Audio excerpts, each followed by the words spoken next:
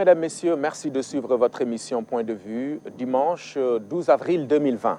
Le combat contre le Covid-19, c'est d'abord le respect des consignes et autres règles d'hygiène. Mais au-delà d'une responsabilité individuelle, c'est aussi une question de salubrité publique.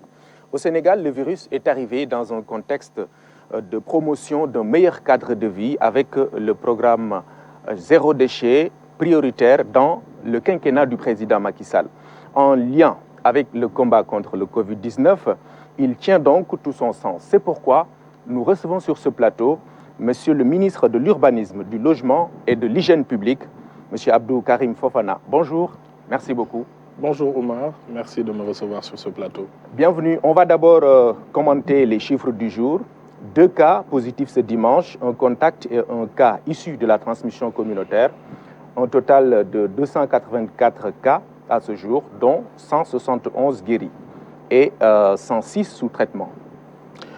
Merci Oumar. On note toujours la progression des cas contacts, mais aussi cas communautaires qui nous inquiètent beaucoup, puisque comme vous le savez, les cas communautaires, ce sont des personnes qui sont infectées par ce virus, mais dont on ne sait pas l'origine de l'infection. Et il nous faut être vigilants, il nous faut être concentrés dans ce combat avec beaucoup de rigueur et beaucoup de discipline comme d'autres pays l'ont réussi.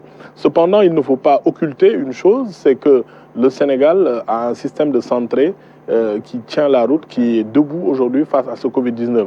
En attestent ces chiffres que vous venez d'évoquer. N'oubliez pas, aujourd'hui, le pays modèle en matière de gestion de cette crise sanitaire, c'est la Corée du Sud, avec un peu plus de 10 000 personnes infectées, avec 6 000 personnes guéries. Et aujourd'hui, le Sénégal, avec cette évolution qui est, quoi qu'on dise, toujours arithmétique, même si on ne verse pas dans le triomphalisme, mais cela montre que le Sénégal est au niveau aujourd'hui de la Corée en termes de qualité de prise en charge des maladies, puisque nous venons d'atteindre un taux de guérison de 60% avec ce chiffre-là. Qu'est-ce que ça montre? Ça montre qu'on nous a toujours fait croire qu'on a un système de santé qui ne tient pas la route, un système de santé qui est abandonné, alors que c'est tout à fait le contraire. Il faut saluer l'engagement du président de la République pour la santé. En 2012, lorsqu'il est arrivé, il a créé un nouveau principe, celui du pouvoir d'achat médical. Puisque dans nos pays africains, on a toujours pensé qu'il fallait faire des investissements dans les infrastructures sanitaires, dans les équipements sanitaires, et que après les questions de pouvoir d'achat ne seraient pas importantes. Alors que dans le monde, Oumar, qu'est-ce que nous avons? Nous avons un système d'inspiration américaine où il y a beaucoup d'investissements, il y a beaucoup d'équipements, de technologies, de sciences, de professeurs à la hauteur, mais si vous n'avez pas les moyens, vous ne pouvez pas vous soigner. Chacun entend parler de la sécurité sociale aux États-Unis, qui est un peu un système inéquitable, puisque seuls ceux qui ont les moyens peuvent se soigner. Et il y a un système d'inspiration française, la CMU, la couverture maladie universelle, qui permet de créer une péréquation entre ceux qui ont les moyens et ceux qui n'ont pas les moyens, de permettre à tout un chacun d'avoir accès au système de santé. Donc, à côté de ces investissements qui ont été faits, n'oubliez pas, le président a terminé d'abord 2 hôpitaux dont les chantiers ont débuté en 1998. C'est l'hôpital régional de Fatick, l'hôpital régional de Ziguinchor. Il a trouvé 2 plateaux qui étaient destinés à la dialyse. Il en a lancé 16 et aujourd'hui, on en a réceptionné 8. Et lancé aussi 4 nouveaux hôpitaux, celui de Touba, celui de Kédougou, celui de Kaffrine et celui de Sédhiou. À côté de cela, permettre aux populations de pouvoir accéder aux soins de santé avec la CMU. Donc cela montre que notre système de santé, quoi qu'on en dise aujourd'hui, répond quand il y a des situations de ce genre-là, et à côté de la CMU... Maintenant, il faudra peut-être tirer les leçons, ça va se faire certainement après, avec cette période de post-Covid qu'on attend. Nous allons d'ailleurs y revenir peut-être vers la fin de cette émission. Mais jusqu'ici, on voit, vous l'avez dit, la situation est entre les mains des personnels de santé. Mais le président d'ailleurs prévient, si on ne respecte pas les consignes, on va vers un confinement total. Parce que les cas communautaires, même si c'est c'est important. Naturellement, cela avance, mais à une évolution arithmétique, contrairement à d'autres pays où l'évolution est encore exponentielle. Mais ce qu'il faut retenir, c'est qu'en matière de santé, d'abord, la moitié du combat, c'est-à-dire 50% des efforts qu'il faut faire, c'est des efforts de prévention, de discipline et de rigueur. Et aujourd'hui, au Sénégal, nous avons deux périls à gérer. Nous avons un péril sanitaire d'un côté et un péril économique. Le président a eu la grande responsabilité de pouvoir juger qu'à l'état actuel de l'évolution de la maladie au Sénégal, il fallait peut-être pas un confinement, mais limiter les déplacements, limiter les flux entre régions et mettre en place un couvre-feu. Parce que c'est comme ça qu'il faut apprécier les choses. Autant on va avancer, si le péril nécessite un confinement, on verra. Le président décidera. Mais aujourd'hui, au niveau où nous en sommes, avec la qualité des soins délivrés par le personnel de santé, les forces de défense et de sécurité qui veillent à ce que les déplacements soient restreints, nous sommes encore dans un système où le confinement ne s'impose pas. Et voilà, c'est en toute responsabilité qu'il faut apprécier cela au fur et à mesure. La France, par exemple, n'est pas arrivée au stade 3 d'un seul coup. Au départ, il y avait des cas, mais il a fallu suivre les recommandations des médecins. Par exemple, on parle d'autres pays asiatiques qui n'ont pas appliqué le confinement, qui appliquent la généralisation des masques. Donc, il y a beaucoup de méthodes et aujourd'hui, il faut saluer les efforts fournis par le personnel médical, les professionnels de santé qui arrivent jusqu'à présent à contenir, même si je le dis, ce n'est pas du triomphalisme, mais à contenir quand même l'évolution de cette maladie avec des taux de guérison vraiment élevés.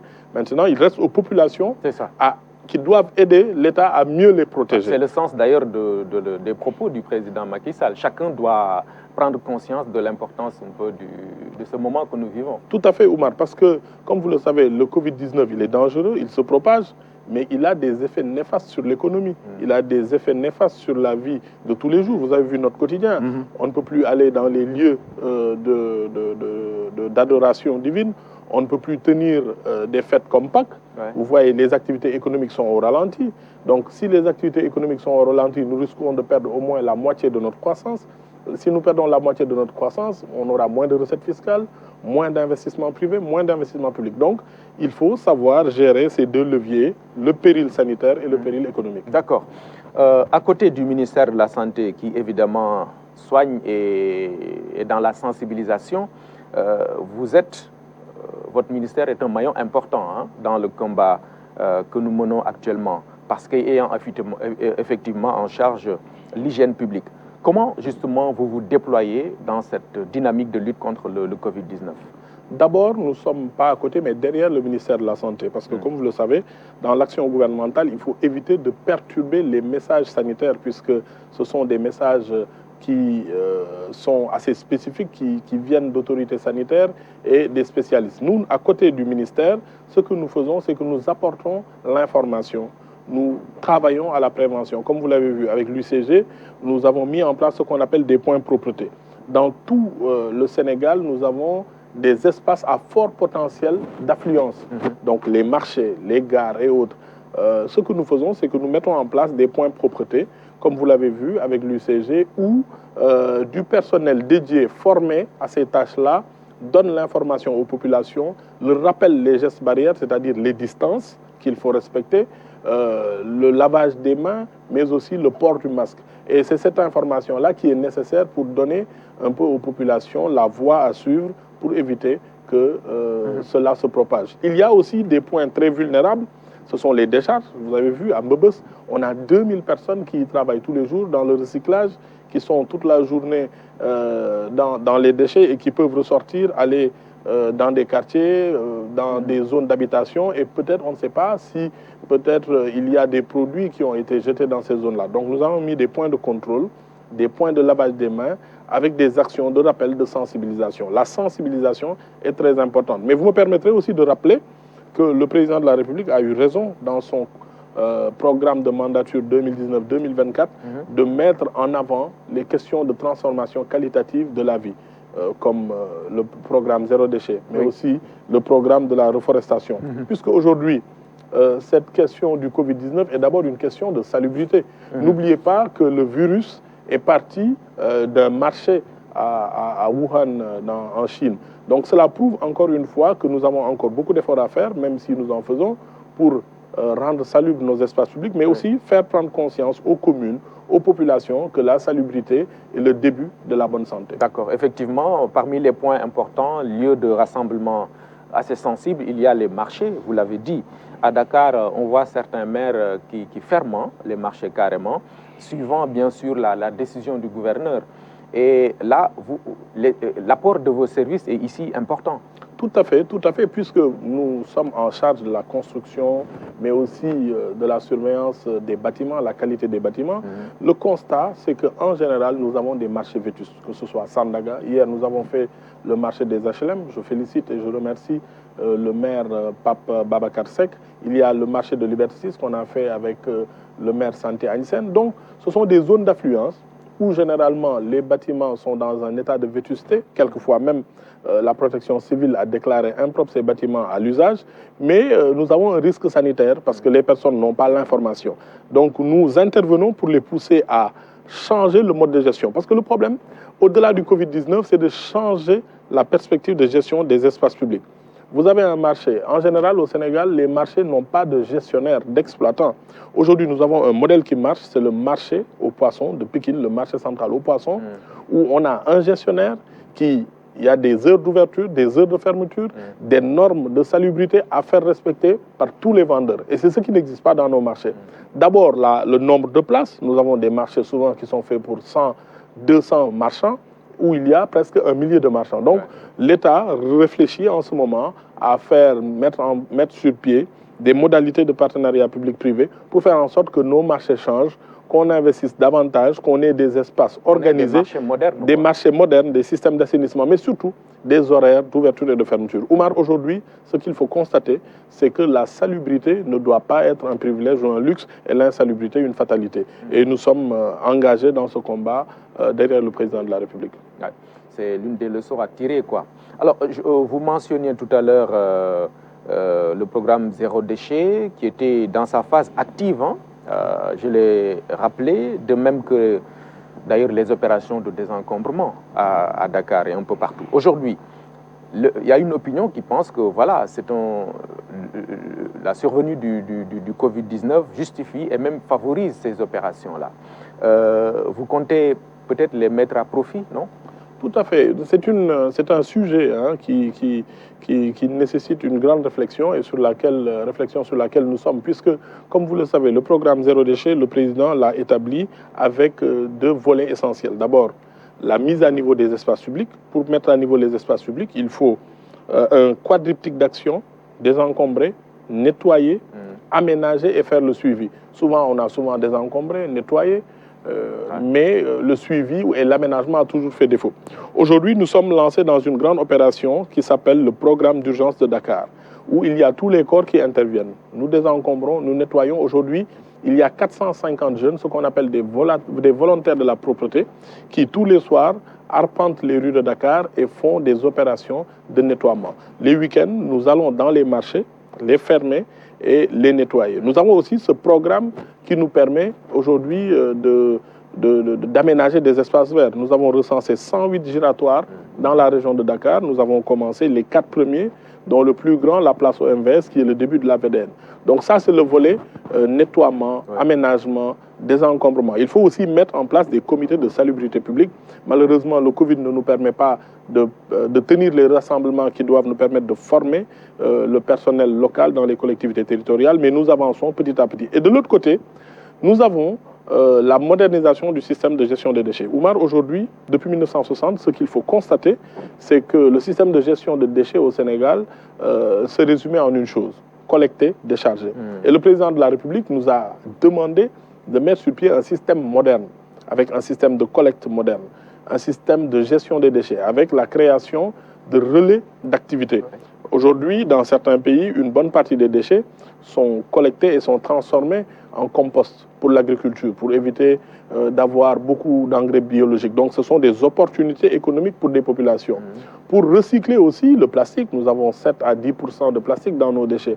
Nous avons aussi des matières dures, du bois et autres, qui peuvent faire l'objet d'une valorisation, et d'autres matières en gaz et en électricité. Donc nous travaillons à ce que, aujourd'hui, dans 7 zones au Sénégal, qu'il y ait un système de gestion des déchets performant et moderne.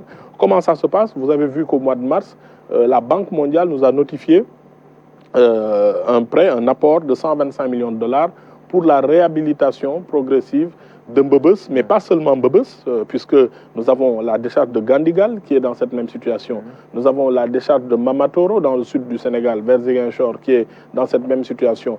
Nous avons la décharge aussi de Gandon à l'entrée de Saint-Louis. Donc, moderniser nos décharges, moderniser les systèmes de gestion et mettre aussi sur pied un système de modernisation. Quand vous dites réhabiliter, moderniser les décharges comme Mbebes, ça veut dire que pour ce cas spécifique, cette question de fermeture n'est plus à l'ordre du jour. Non, cette question de fermeture, vous savez, il y a une certaine opinion qui voudrait qu'on ferme. Mais si on ferme Mbebes, il va falloir mettre encore sur pied une autre décharge.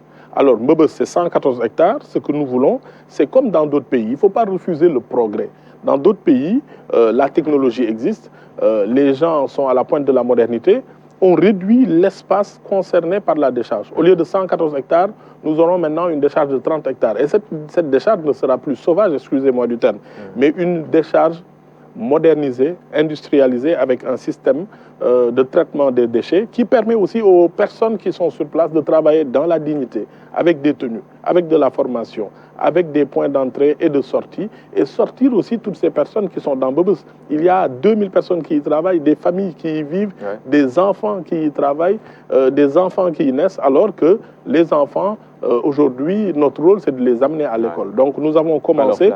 en janvier, quand j'y suis allé, j'avais promis de mettre sur place un poste de police avancé en relation avec le ministre de l'Intérieur. Aujourd'hui, le chantier est terminé et un centre social pour récupérer tous ces enfants. Donc, le programme est en marche. La Banque mondiale, la BEI, l'Agence de coopération espagnole, l'Agence française de développement pour 350 millions de dollars.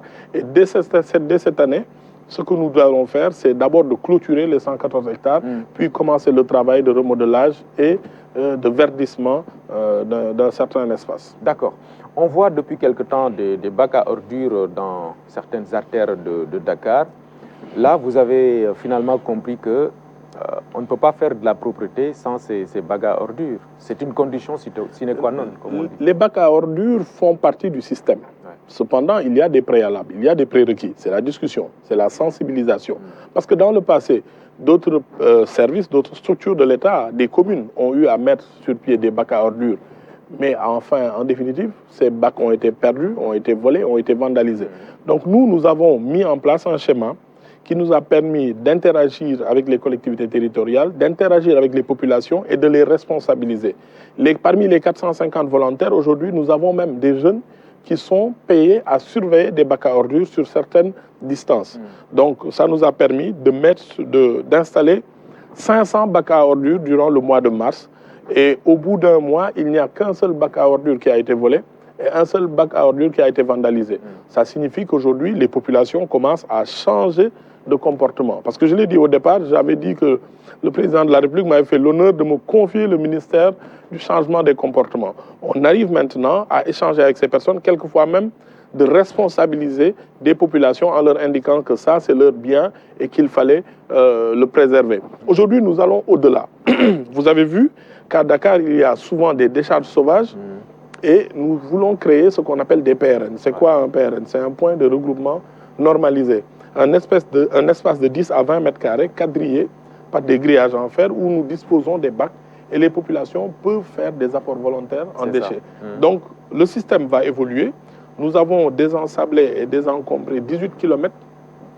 Notre objectif d'ici la fin de l'année pour Dakar, c'est d'atteindre 55 km. Petit à petit, nous avançons avec des succès, des difficultés, mais nous sommes toujours à la tâche et nous cherchons et ne pas certainement limiter ces bacs aux grandes artères ou autres quartiers résidentiels. Il y a des quartiers populaires qui en ont besoin. Tout à fait. Mais c'est le processus. Notre objectif est d'aller plus loin. Mais comme dans chaque organisation, il y a une planification. Nous commençons par les grandes artères. Ce mois-ci, en avril, nous allons mettre en place 1000 autres bacs. Donc 1000 autres bacs qu'on va disséminer. Mais d'abord, la priorité, ce sont les grandes artères. Et puis petit à petit, en relation avec les communes, parce que nous, l'État, ce que nous gérons, c'est la voirie classée. Ce sont les grandes artères.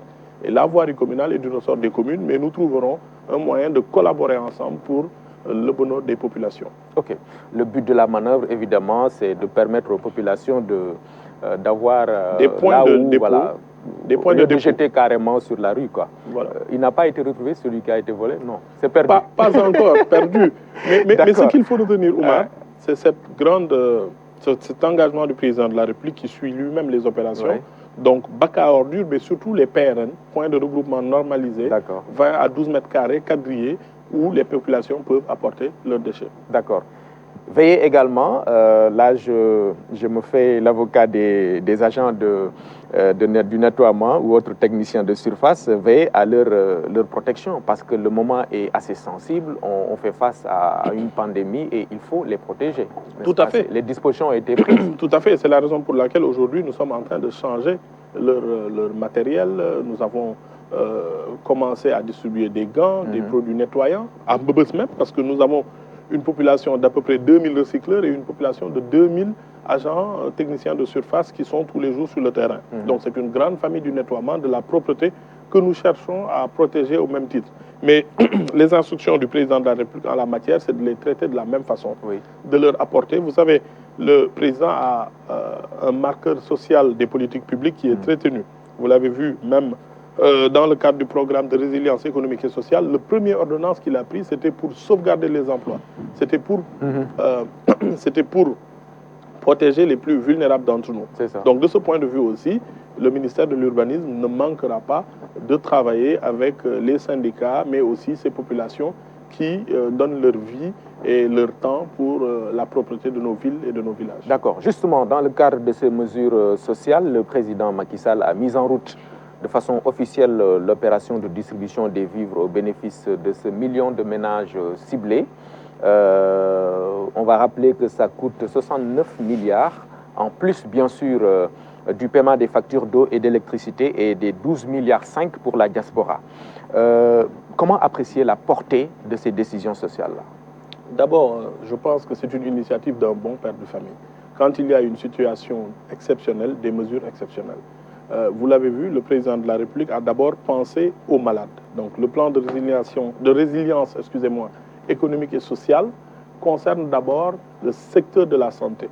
Comment protéger nos populations qui sont aujourd'hui malades, comment les guérir, comment accompagner nos vaillants professionnels de la santé afin qu'ils puissent donner les soins à ces populations et aussi contenir cette propagation du virus, 64 milliards. Mais au-delà de cela, le président de la République voudrait que notre système de santé s'améliore, qu'on ait assez de masques respiratoires, qu'on ait assez de plateaux techniques, que chaque région puisse répondre quand il y a des pandémies, puisque tous les spécialistes s'accordent à dire que dans les années à venir, il faut s'attendre à ce qu'il y ait davantage de pandémies comme ça. Au début des années 2000, c'était le SARS en Asie, après c'était le MERS en Arabie, dans le Moyen-Orient. Donc aujourd'hui, il faut s'attendre à ce qu'on ait davantage de ce type d'épidémie ou de pandémie. Donc le président veut que notre système de santé soit résilient. Après, ce sont les familles les plus vulnérables socialement d'entre nous. Vous savez, depuis 2014, le président a mis en place le système des bourses de sécurité familiale. Ces bourses de sécurité familiale qui sont distribuées aujourd'hui à plus de 588 000 familles. Au départ, c'était 50 000, puis 300 000. Petit à petit, chaque Sénégalais a sa part de l'effort national. Mais ce qu'il faut noter, c'est qu'aujourd'hui, il y a un système qu'on appelle le registre national unique qui nous permet, avec l'ANSD, dans le cadre de la cartographie de la pauvreté, de recenser ces personnes vulnérables. Donc, d'abord aider les personnes vulnérables, puis soutenir notre économie. Puisque ce qu'il y a de pire, c'est d'avoir des personnes malades et d'avoir une économie qui ne fonctionne pas, puisque c'est l'économie qui nous permet d'avoir de la richesse avec la croissance. C'est la croissance qui nous permet d'avoir des recettes fiscales et des droits de douane qui permettent de soutenir les plus faibles. Donc il faut maintenir en vie nos entreprises, il faut permettre à notre économie de créer de la croissance. Donc, et puis après, les marchés, faire en sorte que les marchés soient bien ravitaillés, soient bien approvisionnés, que ce soit en produits alimentaires, mais que ce soit aussi en médicaments. Donc c'est comme ça qu'il faut voir, ce sont des mesures de bons pères de famille, ceux qui sont malades, les personnes vulnérables, l'aide sociale, alimentaire, l'aide aux entreprises, mais aussi soutenir les marchés de façon à pouvoir avoir un ravitaillement constant. D'accord. À propos des vivres, bon, on épilogue sur le coût du transport, 6 milliards, semble-t-il, jugé onéreux pour certains. Oui, vous savez, souvent on épilogue sur des choses qui n'en valent pas la peine. Le ministère du Développement communautaire, la délégation générale à la protection sociale, le commissariat à la sécurité alimentaire distribuent chaque année 5 000 à 10 000 tonnes de vivres sans qu'il n'y ait pas de mots à redire en toute transparence. Maintenant, 140 000 tonnes, c'est énorme.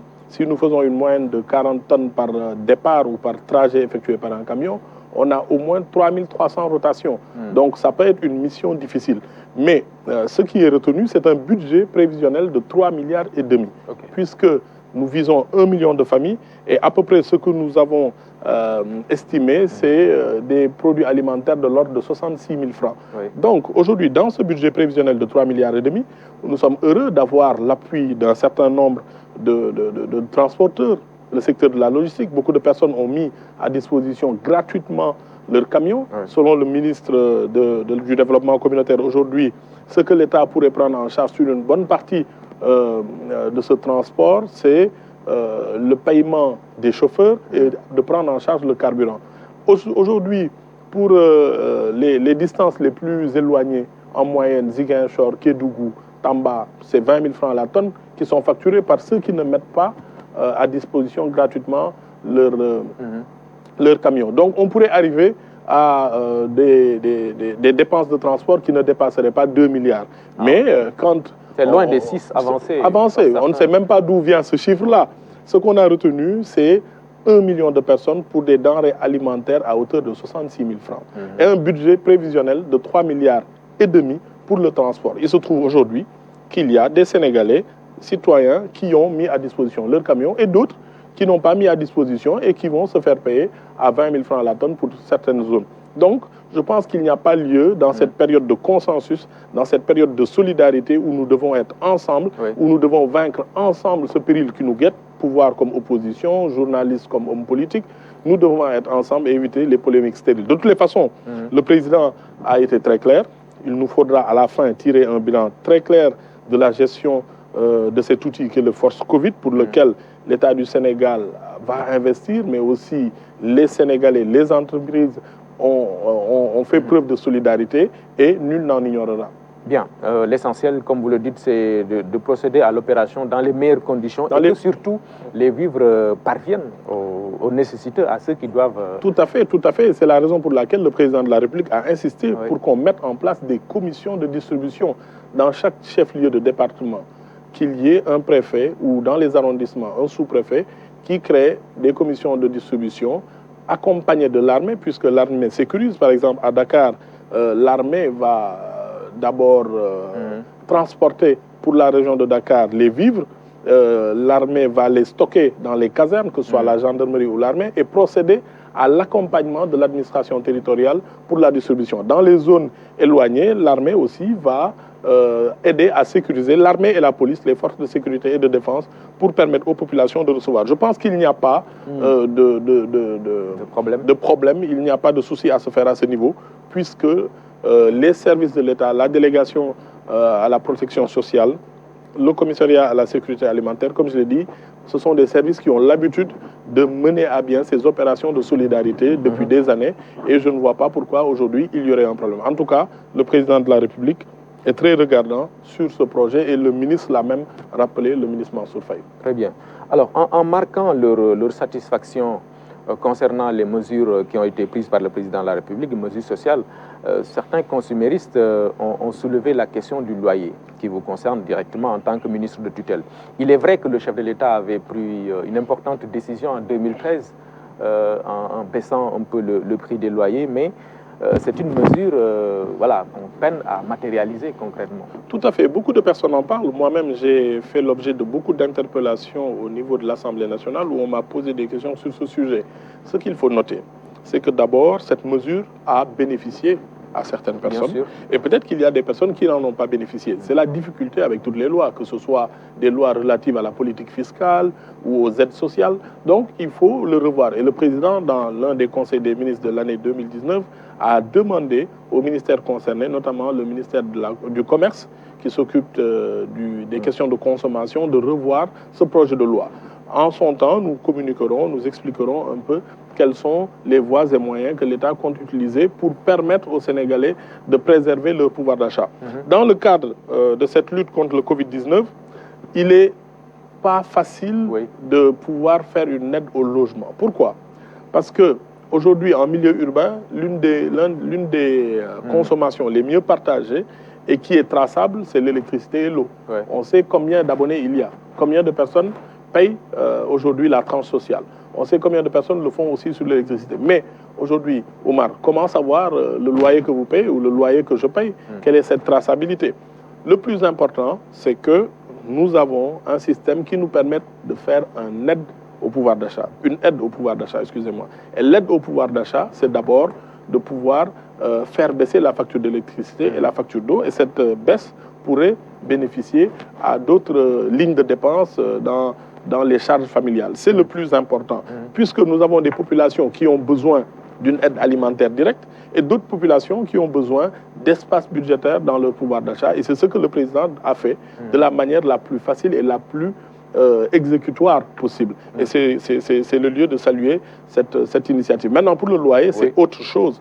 C'est autre chose. Je pense que nous sommes en début de crise. Nous ne savons pas dans 2 mois où est-ce que nous irons. Nous ne saurons pas dans 3 mois qu'est-ce qu'il en adviendra de notre système économique et budgétaire. Ce qu'il faut, c'est se préparer et au fur et à mesure du péril, pouvoir agir en fonction de nos moyens. Mais travailler aussi à des solutions structurelles concernant le loyer et mettre en œuvre les instructions du président de la République. Tout à fait, mais travailler structurellement, c'est le programme 100 000 logements. Le président de la République va au-delà des petites mesurettes qui pourraient nous permettre de baisser le prix du loyer. Le prix du loyer, de toutes les façons, si on le baisse maintenant, à un moment ou à un autre, les propriétaires seront toujours libres de trouver des stratagèmes pour faire sortir les gens. Le plus important, c'est de permettre une grande majorité de nos populations de devenir propriétaires de leur logement. Et c'est cette voie-là que le président de la République a indiqué en mettant en place le programme 100 000 logements. Dans le programme 100 000 logements, vous le voyez, ce que nous voulons, c'est faire en sorte que les Sénégalais qui subissent le prix du loyer puissent devenir propriétaires. Et devenir propriétaire, c'est d'abord pouvoir créer une immobilisation et faire en sorte que les Sénégalais puissent être propriétaires de quelque chose qu'ils puissent léguer à leur famille. Donc, nous y travaillons et c'est cela la voie, au lieu de s'arrêter seulement à la régulation du loyer, mais traverser cette barrière de l'accès à la propriété. D'accord. Alors, le logement, un secteur d'ailleurs impacté, comme d'autres. Il y a évidemment des privés qui sont dans le secteur. Peut-on avoir déjà une idée des effets du Covid? Bon, les effets du Covid, on ne peut pas encore les mesurer directement sur le secteur de l'immobilier. Mais ce qu'il faut savoir, c'est que historiquement, de ce qu'on en sait, par exemple, de la grippe espagnole à l'époque, à la fin du 19e siècle, c'est que ce qui s'est passé, c'est que quand il y a une crise, l'économie ne marche pas, donc certaines personnes ont des pertes de revenus ou des cessations d'activité, et cela les pousse à ne plus être solvables.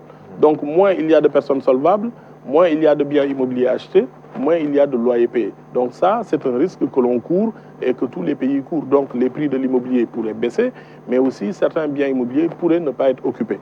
Mais face à cela, il nous faut un système économique résilient. C'est la raison pour laquelle aujourd'hui, il est important que les entreprises continuent à tourner dans le respect des mesures de sécurité sanitaire émises par les autorités. Mais aussi, il faudrait que les projets publics et les projets privés ne s'arrêtent pas. Aujourd'hui, le programme 100 000 logements, nous continuons à travailler, à libérer les espaces, Sébikotane, Dagakholpa, Bambilor, de façon à ce que les promoteurs puissent prendre possession et commencer les chantiers. Aujourd'hui, nous avons une plateforme sur laquelle plus de 230 000 Sénégalais se sont inscrits pour un programme de 100 000 logements.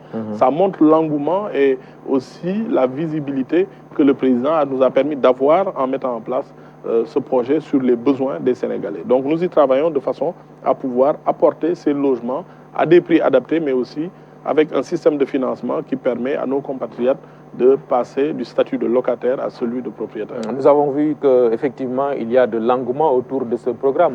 Mais est-ce que l'offre est proportionnelle à la demande? Vous serez en mesure d'apporter des réponses? Oumar, la demande est très forte. Elle est très forte. Mais en fonction des moyens dont nous disposons et que l'État du Sénégal peut mettre sur ce projet, nous allons avancer de façon séquentielle. Je vous fais un historique. En 2011, l'état de la demande de logement de personnes solvables, c'est-à-dire qui ont des moyens de s'acheter un logement, mais qui ne peuvent pas le payer en une seule fois, mais qui ont un revenu mensuel qui peuvent leur permettre de prétendre à un logement sur une durée étalée, était de 300 000 demandeurs, avec l'arrivée sur le marché chaque année de 15 000 à 10 000 à 15 000 nouveaux demandeurs. Donc aujourd'hui, si nous faisons le cumul, nous sommes à plus de 400 000 demandeurs sur le marché entre 2011 et 2020. Donc c'est la raison pour laquelle nous avons mis en place ce programme. Mais ce programme, pourquoi on doit le séquencer? C'est parce que d'une part, nous avons le prix du logement que nous devons contenir, que nous devons faire baisser de 40% en faisant un abandon, une renonciation de l'État sur des taxes et des droits de douane, mais aussi en mettant à disposition gratuitement le foncier aux acquéreurs de logements. Mais d'autre part aussi, nous avons 95% des personnes actives économiquement qui sont dans l'informel, donc qui n'ont pas accès à un financement bancaire. C'est la raison pour laquelle le président de la République a eu l'idée de mettre sur pied le fonds de l'habitat social qui est nourri par la taxe ciment qui permet de recueillir chaque année 15 milliards qui peuvent permettre à ces populations d'être garanties dans le cadre du fonds de l'habitat social et du fonds de garantie au logement et d'avoir accès à un financement sur 15 ans, 20 ans, 25 ans. Qu'est-ce que ça nous permet aujourd'hui? Cela permet, par exemple, à un chauffeur de taxi qui a un revenu mensuel qu'on appelle journalier, qu'on appelle versement de 10 000 francs, de pouvoir payer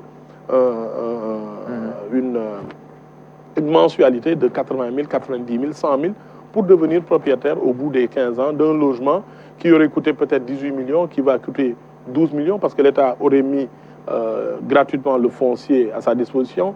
L'État aurait baissé les taxes et les droits de douane et lui permettre d'accéder avec un système de financement classique. Donc, par les loyers qu'il payait, qu'il puisse devenir propriétaire au bout de 15 à 20 ans. D'accord. En termes de loyer d'urbanisation, c'est vrai, la pandémie du Covid-19 nous permet un peu de poser certains débats, par exemple sur l'urbanisation anarchique, entre guillemets, parce qu'on a parlé souvent du cas de Kermassar, on voit un peu le désordre qu'il y a là-bas. Il a fallu que les autorités agissent pour désengorger, voilà, arrêter le commerce qui se faisait, etc. C'est un autre défi là aussi qui vous interpelle en tant que ministre de tutelle. Tout à fait, c'est ce qu'on appelle les problèmes de planification urbaine. Oui. Puisque une ville, ça se planifie. Ce qu'on appelle les établissements urbains. Même un village, il faut savoir où se trouvent les espaces religieux, les lieux d'habitation, les lieux de production et autres. Et c'est ce problème-là qui guette tous nos villes et tous nos établissements humains, que ce soit en Afrique ou dans d'autres pays.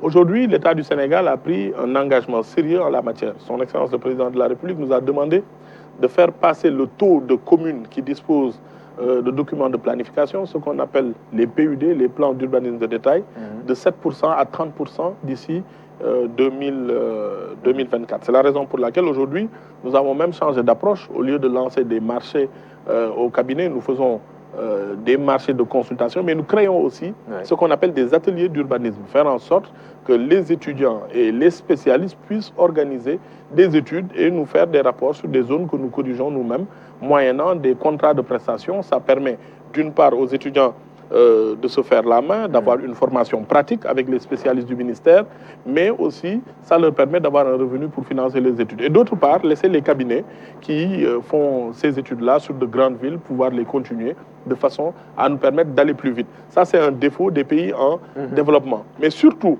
le gros problème, c'est aussi l'occupation des espaces. C'est ça. Il faut respecter les ratios d'occupation d'espace destinés aux équipements publics, les marchés.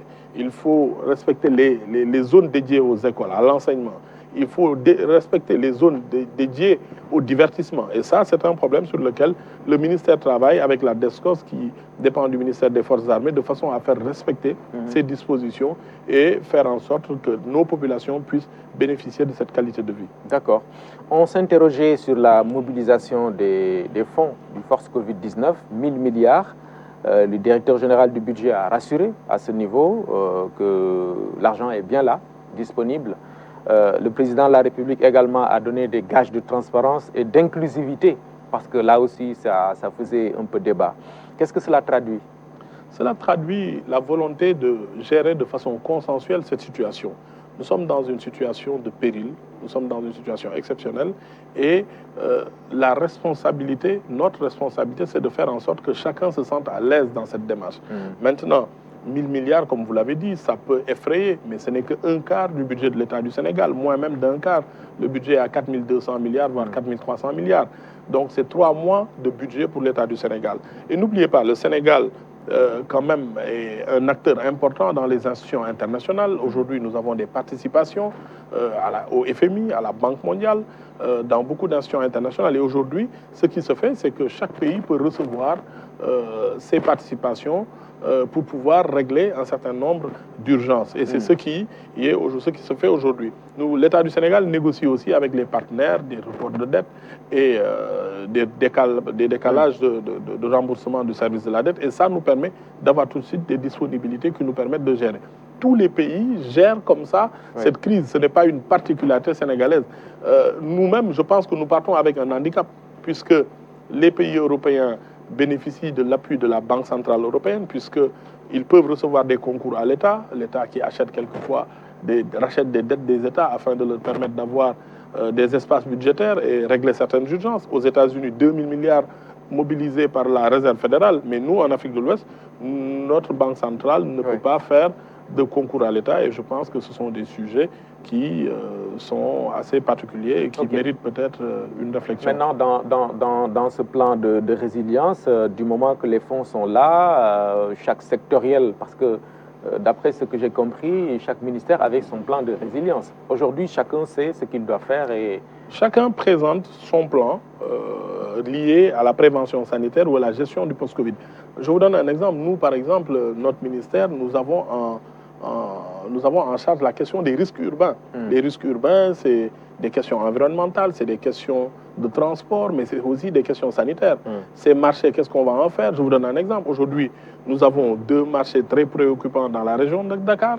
Les marchés liés à la vente de fruits, de légumes, des marchés avec un potentiel de putrescible très élevé, avec des interactions sociales. Est-ce qu'il faut les laisser au centre? Est-ce qu'il faut les déplacer? Nous avons aussi des canaux à ciel ouvert qu'il faut curer. Peut-être que les communes n'arrivent pas à faire parce qu'ils n'ont pas les moyens. Donc aujourd'hui, c'est urgent, il faut y travailler. Nous avons aussi l'encombrement humain qui exacerbe un peu les interactions humaines que nous voulons éviter au maximum.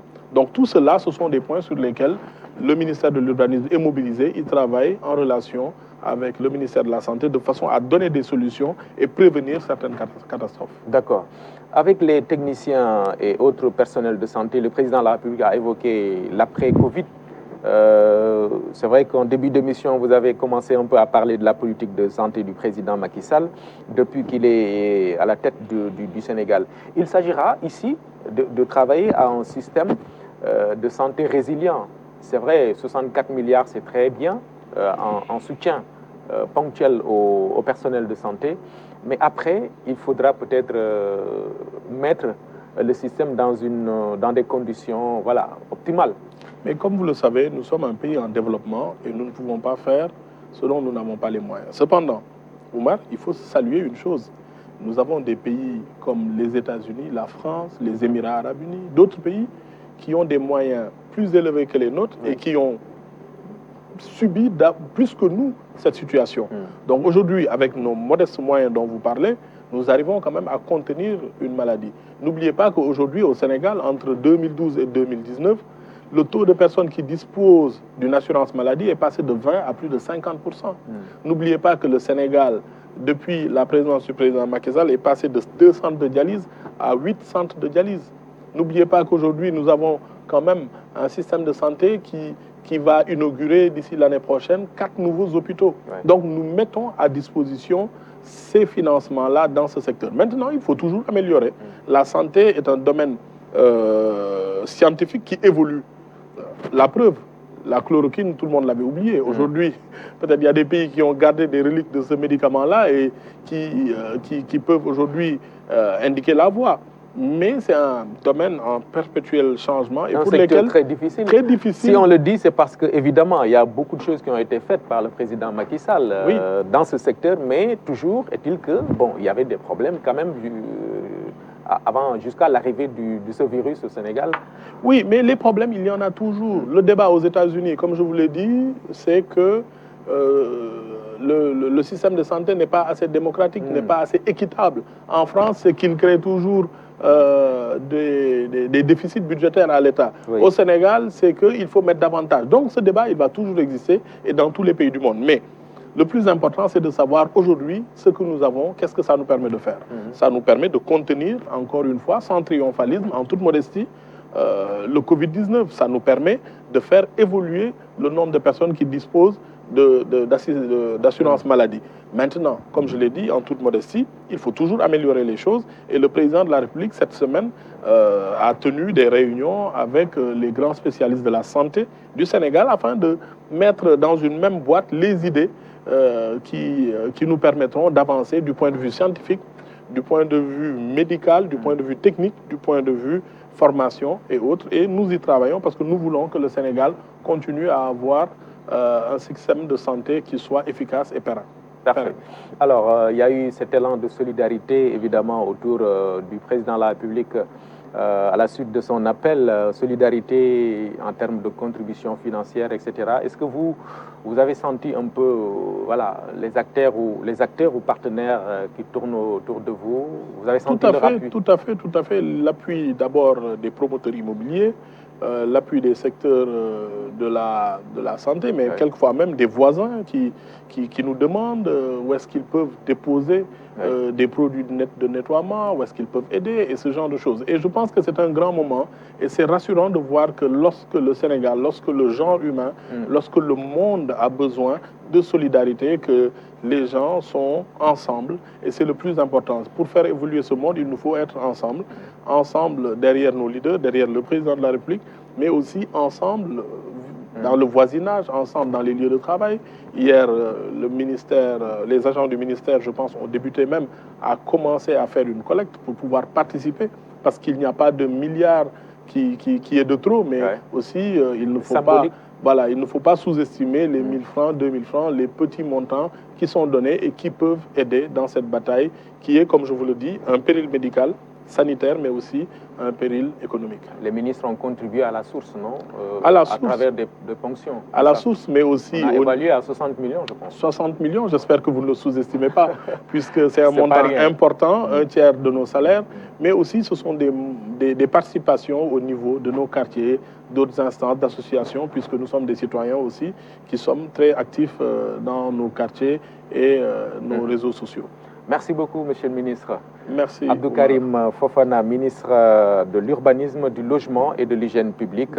C'était donc notre invité à ce numéro de Point de vue. Mesdames, Messieurs, merci à vous d'avoir suivi. On va quand même terminer en souhaitant une bonne fête de Pâques à nos concitoyens chrétiens.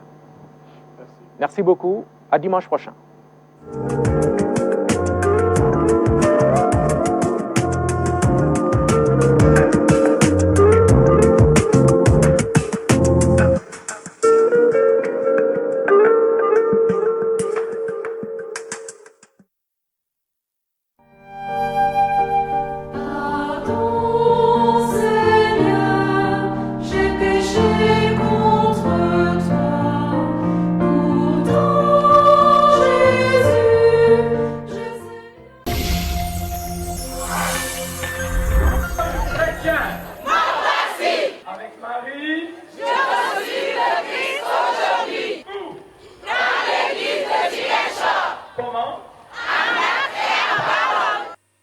Si notre vie n'est pas donnée dans le mariage, dans la vie consacrée, dans la vie sacerdotale, pour notre pays, pour notre Église et pour notre communauté, elle deviendra stérile.